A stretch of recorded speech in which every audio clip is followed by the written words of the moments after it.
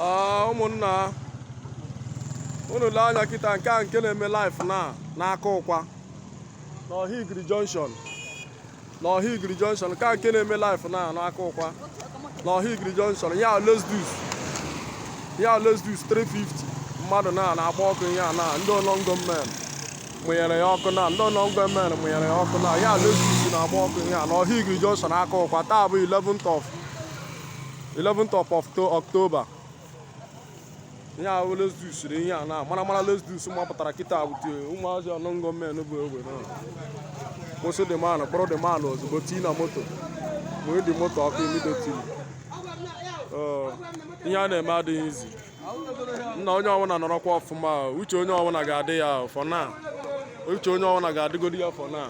Ihe na-eme kịta na-adị too much n'aka ụkwa kịta ndị ọnọngọ men na-eme ọperet n'aka ụkwa